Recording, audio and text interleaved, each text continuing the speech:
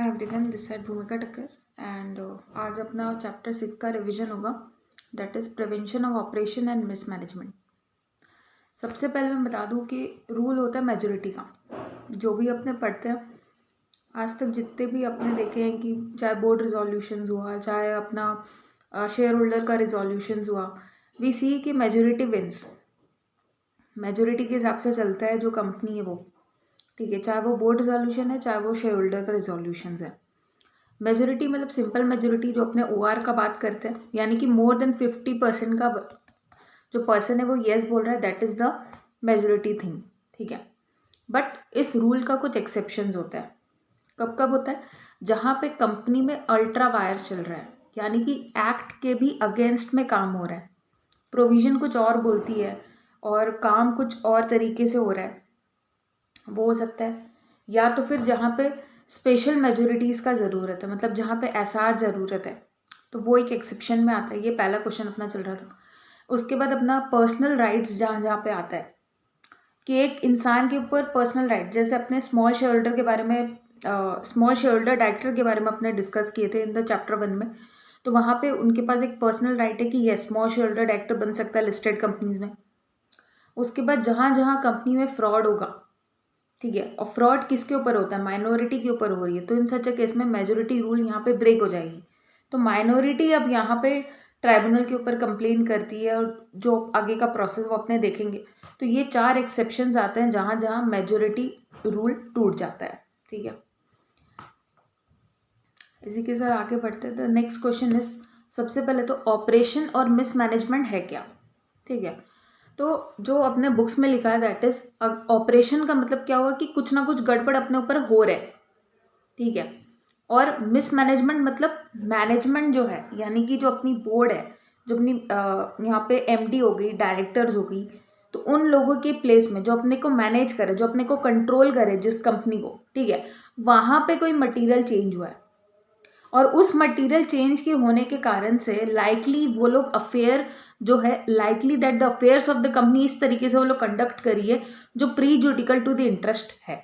मतलब क्या हो रहा है कि कंपनी के हित पे कोई काम नहीं चल रहा है, इस तरीके से मैनेजमेंट का कंट्रोलिंग हो रहा है, मतलब अपना वो पर्सनल इंटरेस्ट देखते हुए चल रही है। और एक होता है कि पहले से कोई है और वो लोग इस तरीके से मैनेज कर रहे हैं कि जिससे कि यहाँ पे मेंबर्स को मैनेज करना होता है, या पब्लिक इंटरेस्ट में वो नहीं है। शायद ये पब्लिक इंटरेस्ट वर्ड हट चुका है, I am not sure about it, but यहाँ पे शॉर्ट में वही है कि ऑपरेशन मतलब कहीं ना कहीं अपने ऊपर इस तरीके से दबाव है कि अपने सबके हित के लिए काम नहीं हो रहा है, एक पर्सनल इंटरेस्ट के हिसाब से काम हो रहा है। तो यहाँ पे मैनेजमेंट चेंज नहीं हुआ, लेकिन पहले से जो वो चेंज हो रही है, कंपनी की अफेयर्स इस तरीके से चल रही है, और यहाँ पे मैनेजमेंट चेंज करने के बाद इस तरीके से हो रहा है। तो वही है, ऑपरेशन एंड मिसमैनेजमेंट हो रहा है। इसके बाद जब भी ऐसा होगा तो अपने पास क्या होता है? राइट टू अप्लाई होता है अंडर सेक्शन 241 में, ठीक है। तो अंडर सेक्शन 241 में अपने को 244 पे वो लिस्ट दिया हुआ है कि कौन कौन अप्लाई कर सकता है, किस तरीके से, कितना लोग का अप्लाई करने से काम चल जाएगा, वो वाला बात, ठीक है। लेकिन राइट टू अप्लाई करना किस सेक्शन पे दिया हुआ है? 241। तो 244 जब भी राइट टू अप्लाई पढ़ना है तो 244 अपने को पढ़ना पड़ेगा। 241 में अगर कंपनी के पास शेयर कैपिटल है तो इन सच केस में विच एवर इज लेस कौन सा, अगर नंबर वाइज चले तो 100 नंबर या 1/10 ऑफ द टोटल नंबर। यहाँ पे क्वेश्चन आ सकता है कि क्या 1/11 मेंबर यहाँ पे अप्लाई कर रहा है तो क्या चलेगा? तो बेवकूफ के जैसे वहाँ पे यस करके मत आना। 1/11 is always less than the 1/10, ठीक है। अगर इस तरीके से क्वेश्चन है, एक और क्वेश्चन आया था कि लेट से 8 नंबर्स है, टोटल नंबर ऑफ मेंबर्स 8 है, तो इन सच केस में सिर्फ एक ही इंसान गया वहाँ पे और एप्लीकेशन जमा करना चाहते, तो क्या ये वैलिड होगा? तो यहाँ पे येस वैलिड होगा। क्यों? क्योंकि अगर हम लोग यहाँ पे क्या लिखा हुआ है, टोटल नंबर ऑफ मेंबर्स का 1/10, तो अगर 8 का 1/10 करते हैं तो 0.8 आता है, यानी कि अगर एक बंदा भी जा रहा है तो भी वो वैलिड है, ठीक है। तो यहाँ पे क्वेश्चंस घुमा सकते हैं, तो इसलिए इस चीज़ को ध्यान से पढ़ना। और अगर कैपिटल वाइज चलेंगे तो कितना नंबर, कितना चाहिए? 1/10 of the issued share capital. तो यहाँ पे शेयर कैपिटल में जिक्र कुछ भी नहीं किया, तो अपने को प्रेफरेंस और अपने को इक्विटी दोनों मानना है, ठीक है। और ये इशूड है, पेड अप लिखा है, कॉल्स लिखा है, कुछ नहीं लिखा है, यहाँ पे इशूड कैपिटल के हिसाब से चल रहा है, ठीक है। ये भी ध्यान में देना, 1/10 ऑफ द टोटल अपना इशूड शेयर कैपिटल। उसके बाद जिसमें शेयर कैपिटल है नहीं तो उसमें 1/5 of the total number of members. तो ये बेसिकली पूरा चैप्टर किसके ऊपर है, शेयर होल्डर्स के ऊपर ही है, कि शेयर होल्डर के ऊपर कहीं ना कहीं जो है उसके हिसाब से काम नहीं हो रहा है, या उसको जो राइट्स मिला उसके हिसाब से उसका कंपनी में उस चीज़ का वायोलेशन हो रहा है, प्रोविजंस का वायोलेशन हो रहा है, तो बेसिकली उस चीज़ के लिए है, तो बचने के लिए इधर आ सकता है। Operation mismanagement does not mean कि सिर्फ माइनॉरिटी के ऊपर ही सब कुछ होता है, मेजोरिटी में भी हो सकते हैं। जैसे कि अपने एक एग्जांपल ले सकते हैं कि कोई एक ऐसा शेयर होल्डर होगा जिसमें मेजोरिटी, अगर शेयर कैपिटल के बेसिस में देखेंगे कि मेजोरिटी 40-50% एक इंसान होल्ड कर रहा है, लेकिन नंबर ऑफ मेंबर्स यहाँ पे उसके हिसाब से वो कम है। नंबर ऑफ मेंबर के हिसाब से अगर हम लोग कैलकुलेशन करेंगे तो वो तो कम आएगा, एक ही इंसान इतना होल्ड किया हुआ है। तो हो सकता है कि वो नंबर वाइज मेजोरिटी नहीं है लेकिन शेयर कैपिटल वाइज मेजोरिटी है, तो कोई माइनॉरिटी होके भी मेजोरिटी बन सकता है। ये चीज को थोड़ा समझ लो, ठीक है। इसके बाद है अपना जब इस तरीके का कहानी होगा तो क्या करेगा ट्राइब्यूनल, ये सब चीज चेक करेगा कि भाई रियल में हो रहा है कि नहीं, क्या है क्या नहीं है। उसके बाद यहाँ पे क्या होता है कि अपना हो सकता है कि जो डायरेक्टर यहाँ पे गलत काम कर रहा है, जैसे मिस्टर राम है, वो एक डायरेक्टर है यहाँ पे, उसी के अगेंस्ट में सब लोग ने कंप्लेन किया, तो ये राम क्या हो जाएगा कि एनसीएलटी यहाँ पे ऑर्डर पास करेगी कि इसको हटा दो। जरूरी नहीं है, राम हो सकता है कि यहाँ पे मेजोरिटी होल्ड कर देगा और वो बोलेगा कि देखो हम रेजोल्यूशन पास कर लिए, अब तो हम वापस अपॉइंट हो गए, वो नहीं चलेगा। वंस आप यहाँ से हट जाते हो, यहाँ पे लिखा हुआ है, वंस आप यहाँ से हट जाते हो आप डिस्क्वालीफाइड हो जाओगे from being appointed, and then आपका 5 years का बैन लग जाता है यहाँ पे, और आप with the leave of tribunal ही अपॉइंट हो सकते हैं अगर वो 5 years का गैप में अपॉइंट होना है तो, ठीक है। तो जो भी ऑर्डर्स फाइल होगी और ट्राइब्यूनल जो ऑर्डर निकालेगा उसको 30 days के अंदर अपने को क्या करना है, रजिस्ट्रार को फाइल करना है। उसके अलावा एक और चीज़ आता है कि अगर मान लो ट्राइब्यूनल एक ऐसा चीज़ ऑर्डर पास किया जहाँ पे बोल रहा है कि अपने को एक रिजोल्यूशन टाइप का केस हो गया कि ट्राइब्यूनल कुछ बोल रहा है कि ये एक रिजोल्यूशन फॉर्मेट में है, जिसमें अपने को अगर हम लोग नॉर्मल केस में चलते तो हम लोग को एसआर पास करना पड़ता, लेकिन क्योंकि उनके पास मेजोरिटी है तो वो बोलेगा कि हम लोग एसआर पास किए नहीं। लेकिन ट्राइब्यूनल का ऑर्डर अगर ऐसा कुछ आ गया जिसमें अपने को नॉर्मल में चलते तो एसआर पास करना पड़ता, तो यहाँ पे मान लिया जाएगा कि ऑटोमेटिक एसआर पास हो चुका है क्योंकि ट्राइब्यूनल का ये ऑर्डर आ चुका है। तो हम लोग बेसिकली हम लोग को एसआर पास करने का ज़रूरत है नहीं वहाँ पे, अगर ट्राइब्यूनल का वो ऑर्डर है तो वो चीज़ का भी अगर ऑर्डर है तो उस चीज़ को भी अपने को कंप्लाई करना है। हो सकता है कि वो मोआ हुआ का चेंजेस के ऊपर होगा वो उस ऑर्डर को, तो उसको भी अपने को कंप्लाई करना, और वो सर्टिफाइड कॉपी भी अपने को, सर्टिफाइड जो अपना मोआ हुआ चेंज करने के बाद है वो अपने को 30 days के अंदर रजिस्ट्रार को फाइल करना है विद जो भी ऑर्डर आया अपना ट्राइब्यूनल का उसके साथ अटैचमेंट देते हुए।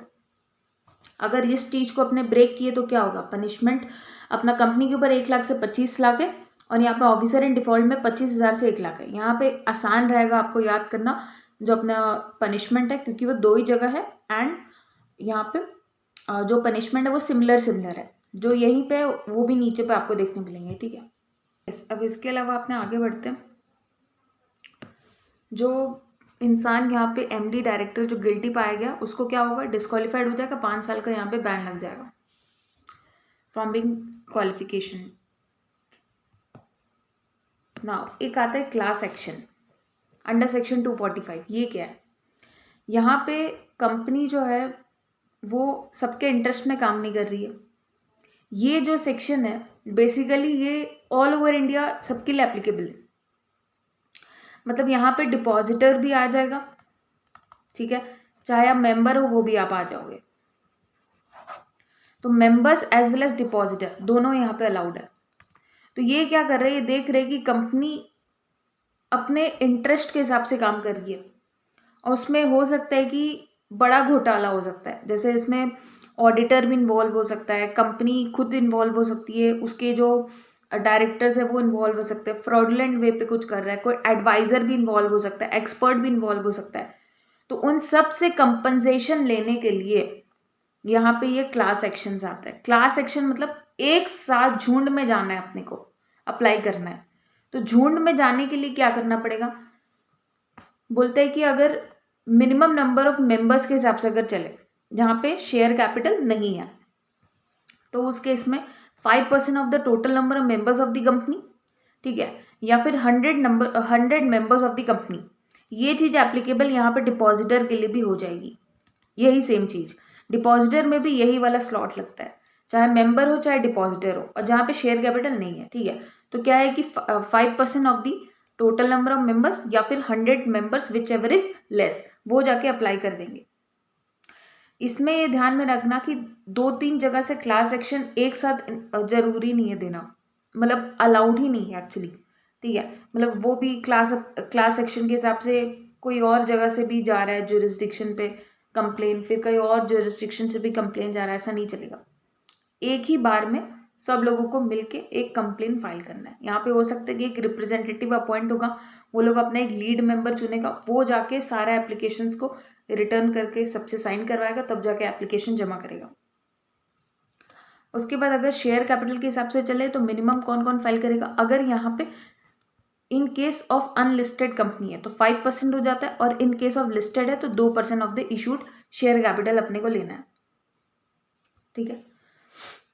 Where there is no share capital, तो इस केस में 1/5 of the total number of the members, ठीक है। यानी कि ये जो है ये नंबर वाइज, और ये अपना चल गया शेयर कैपिटल, जहाँ पे अपना लिस्टेड और अनलिस्टेड का बात हो गया शेयर कैपिटल वाइज, और ये हो गया बात जहाँ पे नो शेयर कैपिटल है, जिसमें 1/5 of the total number of members, ठीक है।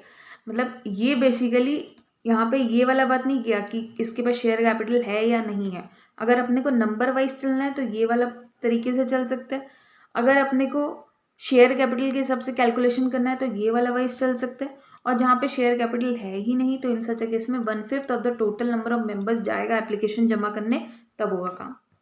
डिपॉजिटर के केस में यही वाला केस चलेगा कि नंबर ऑफ डिपॉजिटर या तो 100 जाएंगे या 5% जाएंगे टोटल डिपॉजिटर में से, विच एवर इज लेस, तब जाके ये वाला काम होगा क्लास एक्शन। अगर इस यहाँ पे कॉन्ट्रावेंशन है तो वही ऊपर की जैसा सिमिलर आपको दिखेगा पेनल्टी, कंपनी में 5 लाख से 25 लाख और यहाँ पे 25,000 से 1 लाख। लेकिन इसके साथ साथ यहाँ पे जेल है, इस चैप्टर में सिर्फ एक ही जगह जेल लिया हुआ है, दैट इज अपना क्लास एक्शन पे, तो आपको ध्यान से याद करना है। इसमें कुछ याद करने जैसा है नहीं, लेकिन यही बेसिकली कुछ थिंग्स, बस इसके साथ ये चैप्टर खत्म हो जाएगा। तो ये चीज़ आपको ध्यान में रखना है। इसके बाद अगर फ्रीवोलस टाइप का एप्लीकेशन दिया हुआ है, मतलब एप्लीकेशन जानबूझ के दे रहा है ताकि कंपनी को परेशान कर सके, या फिर एक्चुअल में तो कुछ ऐसा है ही नहीं, तो यहाँ पे एप्लीकेशन आपका रिजेक्ट हो जाएगा। उसके साथ जो एप्लीकेंट है उसको कॉस्ट, जो भी खर्चे लगे अभी के टाइम पे, वो बियर करना पड़ेगा, जो नॉट लेस देन 1 लाख का होगा। अगर 1 लाख से कम आ रहा है तो 1 लाख ही पूरा उसको पे करना पड़ेगा। इसी के साथ ये पूरा चैप्टर भी फिनिश।